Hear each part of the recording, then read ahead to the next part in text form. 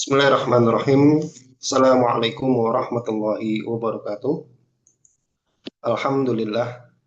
Alhamdulillahilladzi arsala rasulahu bil huda wa dinil haqq lidhhirahu 'alad dini kullihi walau karihal musyrikun.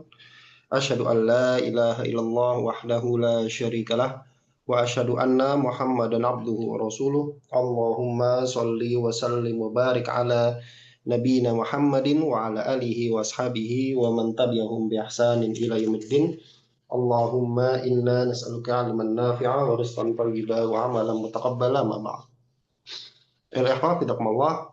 Alhamdulillah kita memuji Allah Subhanahu wa taala atas segala limpah nikmat, taufik serta hidayahnya sehingga pada sore hari ini kita insya Allah akan kembali melanjutkan pengajian kita, yaitu membahas kitab Nailur Roja Syarah Safinatin Najah yang ditulis oleh Syekh Ahmad bin Umar Asy-Syatiri rahimahullah.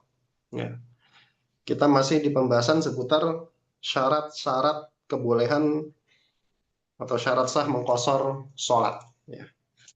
Kemarin sudah sampai di poin yang nomor 2, kita lanjut ke poin yang nomor 3. Kita lihat di sini, Bismillahirrahmanirrahim. Qala al-musannifu rahimahullahu ta'ala rahmatan wasi'ah wa nafa'ana bi ulumihi fi darni amin. Berkata penulis Allah, wal ilmu bijawazil qasri. Jadi syarat sah mengqashar sholat adalah mengilmui atau mengetahui bahwasanya ada syariat namanya qashar, kebolehan mengqashar sholat. Maknanya anna thalitha min syuruti jawazil qasri lil musafiri ilmuhu bijawazihi syar'an. Maknanya yang ketiga dari syarat kebolehan mengqashar lil musafir bagi seorang musafir, ilmuhu bijawazihi. Ilmu si musafir tadi mengilmui bijawazihi dengan kebolehan qashar syar'an secara syariat. Atau tadi seperti yang saya sampaikan, dia tahu bahwasanya ada syariat namanya qashar. Ada syariat di dalam Islam namanya qashar. Falau ra'an nasa yaksuruna faqasara ma'hum jahilan. Kalau ada orang musafir, dia ngelihat orang-orang mengqashar sholat. Kemudian faqasara ma'hum jahilan. Kemudian dia ikut-ikutan dalam keadaan jahil, dalam keadaan nggak ngerti bahwasanya ada syariat namanya qashar. Lam tasihha sholatuhu, maka sholatnya tidak sah. Ya, jadi ini dianggap sebagai beramal tanpa ilmu. Begitu. Jadi inilah pentingnya ilmu dalam amalan. Itu yang ketiga. Kemudian yang keempat, waniyatul qasri indal ihram, yaitu berniat untuk mengqashar ketika takbiratul ihram. Ya. Maknanya anna rabi'a min syuruti jawazil qasri lil musafiri qarnuhu niyatahu. Bahwasanya yang keempat dari syarat kebolehan mengqashar lil musafir bagi seorang musafir, qarnuhu niyatah. Si musafir tadi membarengi niatnya, al-qasri, niat qashar lil ihrami yakinan. Bareng ketika takbiratul ihram secara yakin. Jadi ketika takbir Allahu Akbar, selain dia meniatkan saya niat sholat zuhur, gitu, saya niat sholat fardu zuhur, maka dia tambahin qashar. Secara yakin. Ini mu'tamad dalam madhab. Ya, ini mu'tamad dalam madhab. Tapi di satu qaul punyanya Imam Al-Muzani, ini agak lebih longgar. Jadi nggak harus ketika takbiratul ihram. Kata Imam Al-Muzani, yang penting sholatnya belum selesai. Jadi nggak harus di takbiratul ihram. Boleh di tengah-tengah sholat. Ini katanya Imam Al-Muzani. Tapi kalau mu'tamad madhab, pendapat resmi madhab itu wajib bareng sama takbiratul ihram. Bisa dipahami ya?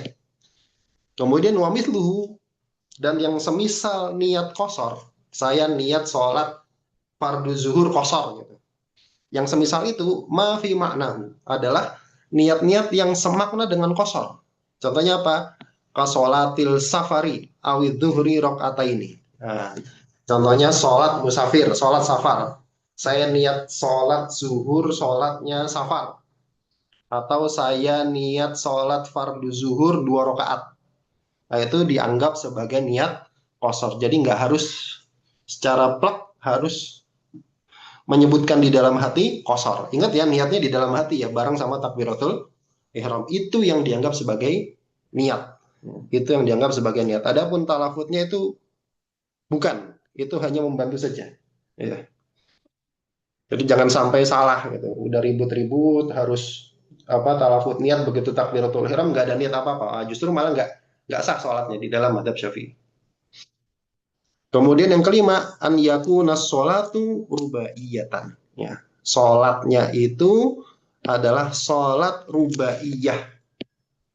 Sholat rubaiyah. Sholat rubaiyah itu yang 4 rakaat. Wal maknanya, annal khamisa min syuruti jawazil qasri lil musafiri. Bahwasanya yang keempat dari syarat kebolehan mengkosor bagi seorang musafir, kaunus sholatil lati yuridu qasroha rubaiyatan. Kondisi sholat alati yang yuridu qasroha, yang dia pengen kosor, itu rubaiyatan. Itu kondisinya sholat-sholat yang 4 rakaat. Ai maksudnya duhron, au asron, au isya'an. Duhur, asar, isya. La thunaiyatan, au sulasiyatan. Bukan yang 2 rakaat atau 3 rakaat.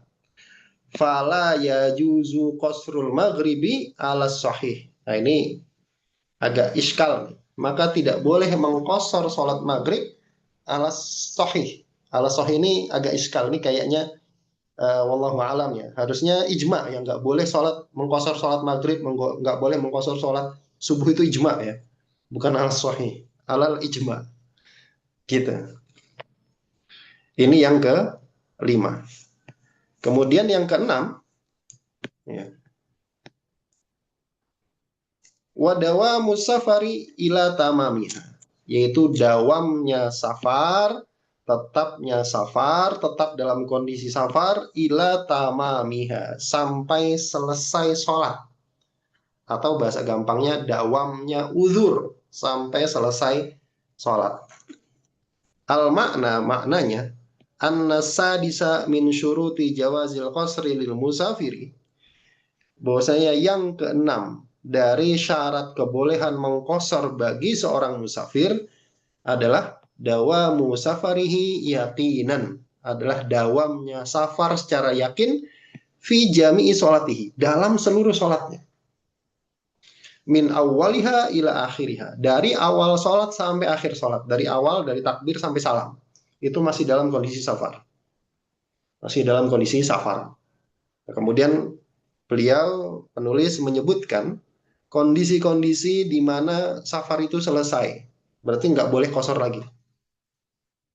Kata beliau, falau wasolat safinatuhu ila ma la yajuzu lahul qasru fihi.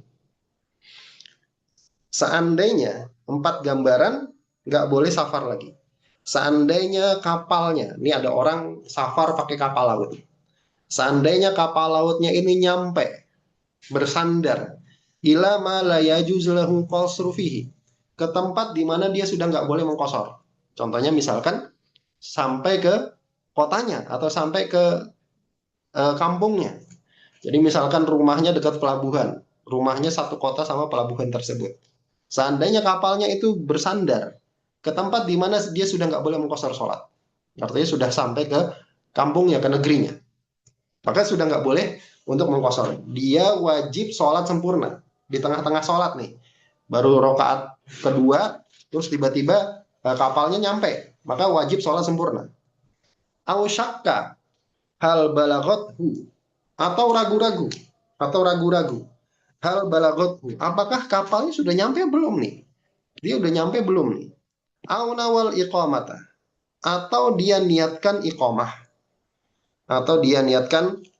di tengah-tengah sholat, niatkan mukim di tengah-tengah sholat, lagi sholat, saya niat mukim au syakka fi niyatihi, atau dia ragu dalam niat kosornya, maka atamma, maka dia wajib sholat sempurna. Jadi ini syak ini nggak boleh ya, syak ini nggak boleh, ragu-ragu ini nggak boleh diterapkan atas rukhsah. Jadi rukhsah itu diterapkan atas sesuatu yang yakin. Begitu. Kemudian yang ketujuh adalah wa alla yaqtadiya bi mutimmin fi juz'in min sholatihi.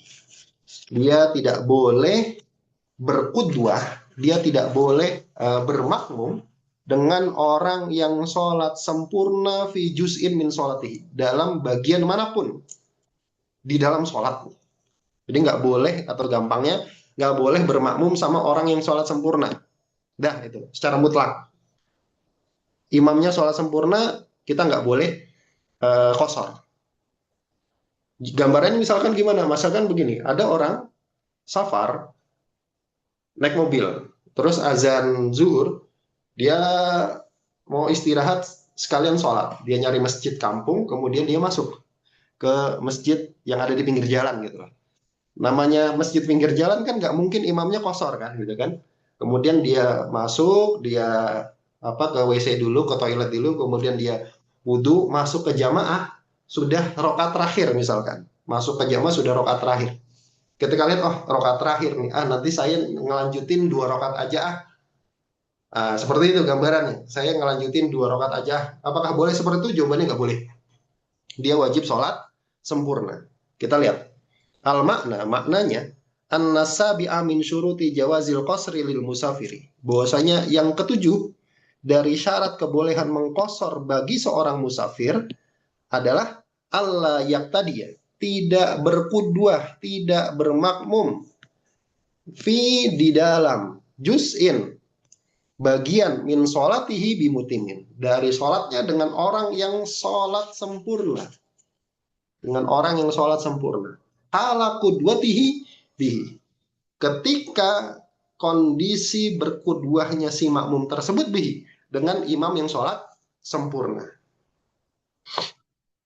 Jadi kalau imamnya sholat sempurna, maka nggak boleh sholat kosor gitu. Kemudian kata beliau, wa in dhannahu musafir au tabayyana ba'da tabayyun itmamihi la qablahu kaunuhu muhditsan au dha najasatin. Ini kemudian beliau menyebutkan contoh kasus. Wa in dhanna musafiran, kalau si musafir ini menyangka imamnya ini musafir,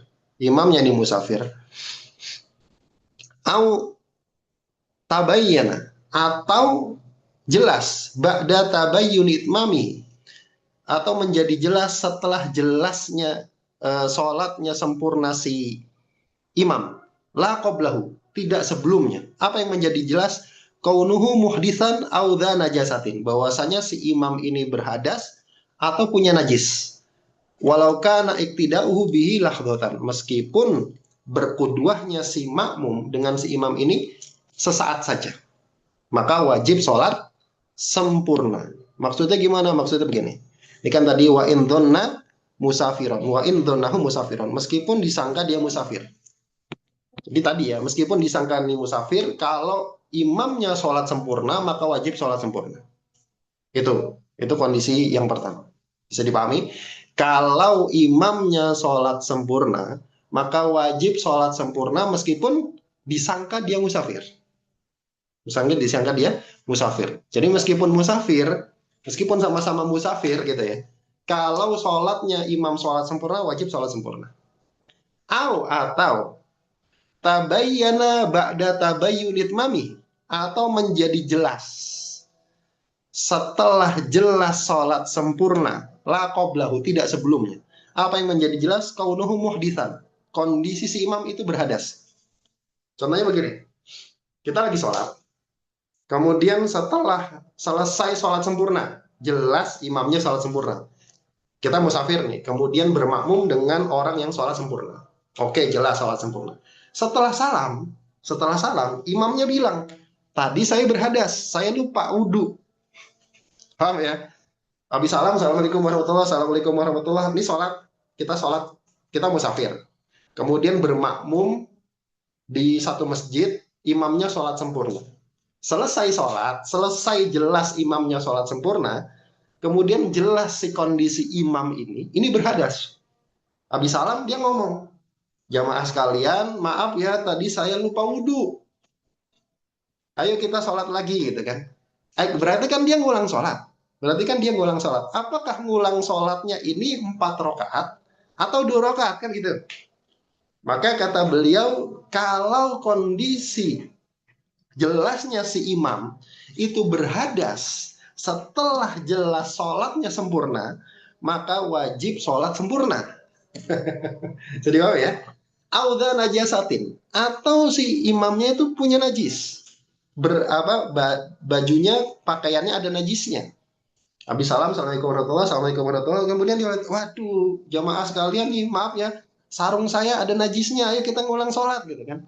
Waktu ngulang meskipun sendirian gitu ya, apakah sholatnya itu 4 rakaat atau 2 rakaat? Maka jawabnya 4 rakaat.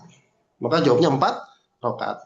Kemudian kata beliau, walau karena tidak ubihi lahdotan, meskipun kondisi bermakmumnya itu cuma sesaat, gitu ya. Kemudian kata beliau, wakal mutimmi al mashkuku fi safari. Seperti orang atau imam yang sholat sempurna itu yang diragukan di dalam safarnya.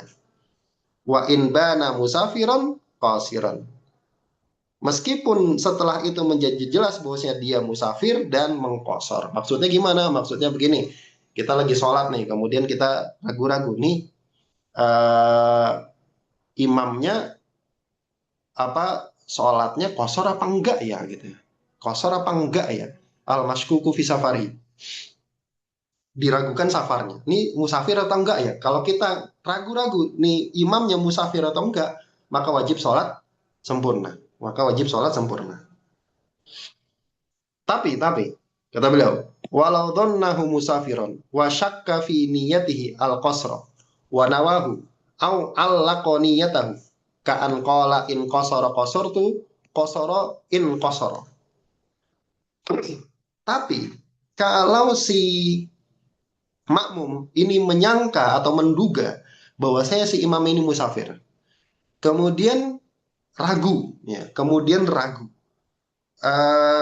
apakah imamnya ini akan niat kosor atau tidak? Nah, niat kosor atau tidak, gitu ya.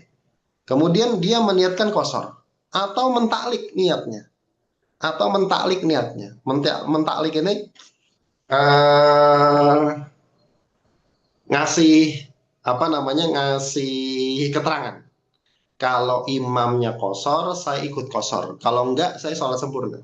Niatnya begitu. Niatnya begitu. In kosoro kosor tuh. Kalau dia kosor, saya ikut kosor.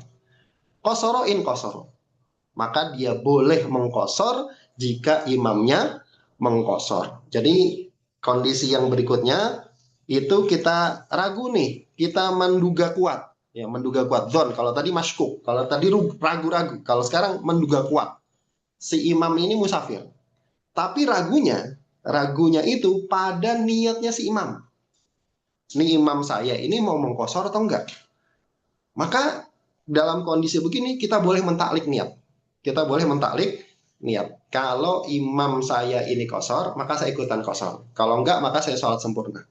Maka seperti ini sah enggak sholatnya? Sah. Oh ternyata kosor, alhamdulillah kosor. Ya udah salam, assalamualaikum warahmatullahi wabarakatuh.